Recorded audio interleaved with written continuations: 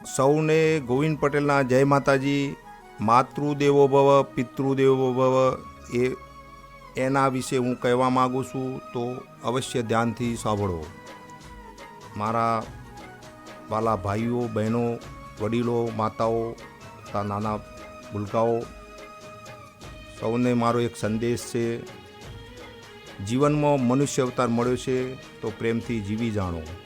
માણસના જીવનમાં સુખ દુઃખ આવે છે તે તેના વિચારોને આધીન હોય છે. આપણે આપણા માતા પિતાની સેવા નથી કરતા અને જ્યારે આપણે જે જગ્યાએ એક પ્રતિમા હોય ત્યાં માથું ઝુકાવીએ છીએ.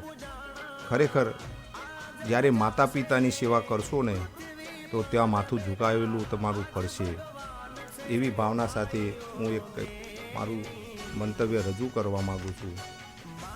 દીવલડા જગમગ જગમગ થાય, દીવલડા જગમગ જગમગ થાય, આરતી માત પિતાની થાય, આરતી માત પિતાની થાય.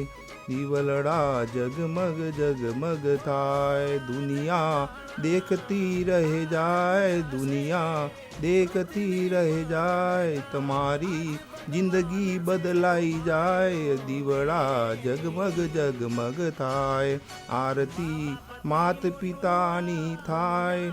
એવી એનો ભાવાર્થ સમજી લેજો તો તમારે મંદિર જવાની જરૂર નહીં પડે. જે લોકો માતા પિતાની સેવા ચાકરી કરે છે અને સવારે ઉઠીને પગે પડે છે તેને જીવનમાં કોઈ ગ્રહ કે નડતર તમારું કંઈ બગાડી શકતું નથી. જે લોકોએ માતા પિતાની સેવા ચાકરી કરી છે તે લોકોનો દુનિયામાં ડંકો વાગ્યો છે, તે ઇતિહાસ ગવા છે. માટે મારે બે શબ્દો કહેવા છે કે તમો જેવું કરશો તેવું પામશો. માતા પિતાને સાચવશો તો મા ભગવતી તમોને સાચવશે. જીવનમાં એક વિચારવા જેવી વાત છે. સૌને ગમે તો શેર કરજો.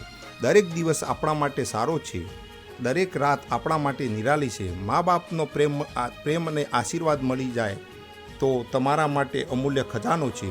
પ્રથમ પ્રણામ મા બાપને કરજો. તમોને આ સૃષ્ટિ ઉપર જન્મ આપ્યો. મા બાપ ભૂખ્યા રહી તમોને જમાડ્યા, તમારી માગણીઓ પૂરી કરી, એના ઋણ ચૂકવવા પડે છે. મા બાપથી મોટું આ જગમાં કોઈ નથી. ઈશ્વર દેવીની ભક્તિથી શક્તિ મળે અને ઉર્જા મળે એ તો હકીકત છે. મા બાપની સેવા ચાકરી કરવાથી જ આપણને ઈશ્વર મા ભગવતીની કૃપા આપણા ઉપર વરસતી રહે છે. તેનો હું સાક્ષી છું. ઈશ્વર તો નિરાકાર છે, જ્યારે મા બાપ એ તો આપણા માટે સાક્ષાત્કાર છે. ઈશ્વર એ આપણી શ્રદ્ધા છે, જ્યારે મા બાપ એ આપણા માટે જન્મદાતા છે, આપણા જન્મદાતા છે. માટે જીવનમાં મા બાપને કોઈ દિવસ દુઃખ આપશો નહીં. એક વિચારવા જેવી વાત છે. જ્યારે આપણને પેટમાં એક નાની અમથી પથરી આપણને અસંખ્ય વેદના આપે છે તો તમોને 9 મહિના તમારી માતૃશ્રીએ એને પેટમાં તમોને રાખી તમારી માતૃશ્રીએ કેટલું દુઃખ સહન કર્યું હશે તે તમો વિચાર કરજો. તમારા માતા પિતા તમોને મોટા કરવા તથા તમારી બધી માંગણીઓ પૂરી કરવા કેવી પરિસ્થિતિમાં રહ્યા હશે તેનો વિચાર કરજો. તેનું ઋણ ચૂકવવા તમારા મા બાપની સેવા ચાકરી કરજો, તેમના આશીર્વાદ લેજો. તમારા માતા પિતાના આશીર્વાદ હશે તો તમો ગમે તેવી પરિસ્થિતિમાં ફસાયેલા હોય તો તેમાંથી તમો બહાર નીકળી જશો. ભાગ્યશાળી વ્યક્તિને મા બાપના સેવા કરવા તથા એના આશીર્વાદનો મોકો મળે છે. એક સ્તુતિમાં ગાવામાં આવે છે કે વિશ્વમ ભરી અખિલ વિશ્વતણી જનેતા. જનેતા એનો અર્થ જે સમજી ગયો તેનો બેડો પાર થઈ ગયો. જનેતા એટલે જન્મ આપવાવાળી માતા. બસ દેવીઓની સ્તુતિમાં પણ ગાવામાં આવ્યું છે. તો વિચાર કરી લેજો કે હું આજે તો મા ભગવતીના સંકેતથી જણાવી રહ્યો છું કે તમે તમારા માતા પિતાની સેવા કરજો. અને ખરેખર આજે કહે છે સંતો મહંતો રાજગુરુ જે સંદેશો આપે છે એમના આખ્યાનોમાં આપણે વાપરીએ છીએ કે ભાઈ તમારા મા બાપની તમે સેવા કરો, પણ આપણે હજી સુધી સમજ્યા નથી અને સમજવાની જરૂર છે. અત્યારે આ બહુ પરિસ્થિતિમાં જ્યારે આપણે જોઈએ છીએ તો ઘરડાઘરોમાં પોતાના મા બાપોને મૂકી આવે છે એ ખરેખર બિનવ્યાજબી છે. હું અત્યારે હાલ તમને એટલું મારે નમ્ર અપીલ કરું છું કે તમે તમારા મા બાપને ઘરડાઘરોમાં ના મૂકો. એમની સેવા ચાકરી કરો. તમે તમારા જો મા બાપને તમે એવી રીતે સેવા ચાકરી નહીં કરો તો તમારા સંતાન તમારી સેવા ચાકરી નહીં કરે. એનું અવશ્ય તમે ફળ ભોગવવું જ પડે છે. એ વિધિના લેખ ઉપર લખેલું જ છે. માટે તમે મા બાપની સેવા કરજો, તેનું પાલન કરજો, ચેતી જજો. નહીંતર તમારા મા બાપના દુઃખ આપ્યું તેવું દુઃખ તમને તમારા સંતાન તમને આપશે. અવશ્ય યાદ રાખજો. એ માનવ તારા માતા પિતાને સેવા ચાકરી નથી તું કરતો તો તારું ભાગ્ય તરથી ખુલવાનું. તારું જીવન સુખમય બનાવવું હોય અને તારું બેડો પાર કરવો હોય તો તારા મા બાપની સેવા ચાકરી કરજે. તો ભગવાન માતાજી તારી સેવા ચાકરી તારી ગમે તેવી પરિસ્થિતિમાં તને મદદરૂપ રૂપે તારું કામ કરશે. એવી ભાવનાથી હું આજે તમને મારું મંતવ્ય તમને રજૂ કરી રહ્યો છું. અને ખરેખર સબસે બડી હે પૂજા હે માતા પિતા કી સેવા, એ ખરેખર કહેવામાં આવ્યું છે એ સાચું જ છે. બાકી આ દુનિયાની અંદર જે લોકો માતા પિતાની સેવા કરી છે એ લોકોનો દુનિયામાં ડંકો વાગ્યો છે. આજે મારી પરિસ્થિતિની હું વાત કરું, જ્યારે હું માતા પિતાની સેવા ચાકરી મેં કરતો હતો એનો બરાબર, પણ મને જ્યારે મારી પત્ની આવી ને એના પછી મને બહુ ફાયદો થયો. કારણ કે એને મારા ફાધરના ફાધર, મારા ફાધર, મારી મધર ટોટલી જ્યારે એ એક્સપાયર વખતે મરણ થયેલા વખતે પણ એ હાજર. હું મારી નોકરીના હિસાબે હું પહોંચી ના શક્યો, પણ સતત ત્રણ જગ્યાએ ઉપર હાજર રહેવું એનું ભાગ્ય કહેવાય. અને આજે એને પણ મને જ્યારે મારી માતૃશ્રી જ્યારે કંઈ બી હોય તો હું જેટલી સેવા ના કરું એના કરતો અધિક સેવા એને કરી છે. ધન્ય છે એના માતા પિતાને. બાકી ખરેખર આવી રીતે જો મારી પત્ની જો આવી રીતે કરી શકતી હોય તો તમે બી એક સ્ત્રી સમજીને તમે બીજા ઘરે જાઓ તો એ બી તમારા માતા પિતા છે એવું સમજીને કરો. ખરેખર જીવનમાં, કારણ કે તમે તો લક્ષ્મીનો અવતાર છો.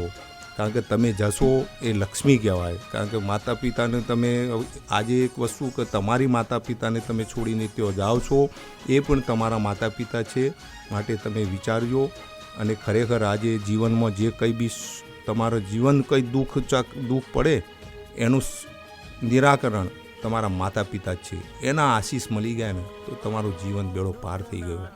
ખરેખર આજે તમે જીવનમાં સુખી બનવું હોય ને તો માતા પિતાની સેવા કરજો. બાકી આ દુનિયા છે ને તમને ખરેખર બાકી કહેવું શું, હવે જે લોકોએ માતા પિતાની સેવા કરી છે ને એનો દુનિયામાં ડંકો વાગ્યો છે. આજે તમે ભગવાન કહો છો, ગણેશજી પદર્ચના કરી, ફક્ત શ્રવણ, એને માતા પિતાને સેવા કરી, બે જ ખાલી શબ્દ, બેના જે તમે વિચારો, ખુદ ભગવાન ગણેશજી તો એમના માતા પિતા વિચારો. તો આપણે તો એક સામાન્ય માણસ છીએ, તો આપણે બી વિચાર કરવા જોઈએ. આનું પાલન તમે કરજો. આ મારો એક સંદેશ છે. તમે જો વિચારો તો સારું છે. આમ જનતાને મારી નમ્ર અપીલ, એક નાનો માણસ સમજીને મને કંઈ મારો આ બોલવામાં કંઈ ભૂલચૂક હોય, તમને ઠેસ પહોંચી હોય તો ક્ષમા કરશો. પણ તમે ખરેખર મા બાપની સેવા કરજો એવી ભાવના સાથે. જો પછી તમારું જીવન બદલાઈ ના જાય તો યાદ કરજો. બાકી કોઈ દેવી દેવતા તમારું જીવન બદલી નહીં શકે. તમારા માતા પિતાની સેવા કરી છે તો દેવી દેવતાને અવશ્ય તમારા ત્યાં આવીને તમારી મદદ કરવી પડશે. આજે તમે માતાઓજી પાસે જઈને તમારા છોકરા માટે બાધાઓ તે રાખો છો, બરાબર, તો આજે એ મોટો થાય અને પછી એ જો એ તમારી બાધા કરેલી તમારી ફળે નહીં તો માતાજી શું કરે? કારણ કે એ એમ જ કહે કે જ્યારે તમે જ્યારે જન્મ લેવાનો હતો ત્યારે તમે મારી જોડે આવેલા હતા અને આજે તમે જન્મ આપ્યો અને જન્મ આપ્યા પછી બી તમારી સેવા નથી કરતો તો હું તમારું કાર્ય કેવી રીતે કરું? તો મા બાપને જેને તમને પોખમાંથી જન્મ આપ્યો એને તમે એ માતા પિતાએ આજે તમારા માટે જે કંઈ બી કર્યું, મજૂરી કરી, મહેનત કરીને તમને ભણાયા ગણાયા, કંઈ બી બહુ સહન કર્યું, તો એ સહન કરવાની શક્તિ જો માતા પિતાએ કરી હોય ને, આજે તમે કોઈ કલેક્ટર બની જાઓ, કોઈ મિનિસ્ટર બની જાઓ, કોઈ નેતા, કોઈ સારા પોસ્ટ ઉપર હો, પણ એનું પાલન તો તમે માતા પિતા આગળ તો કોઈ બળો નહીં હે ભાઈ.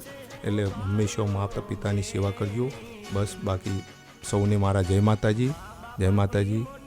મારાથી આજે આ મને ટાઈમ મળ્યો છે એટલે માટે હું માતા પિતા વિશે બોલ્યો છું અને કંઈ મારાથી ભૂલ ચૂક થઈ હોય તો ક્ષમા કરજો. જય માતાજી, જય માતાજી.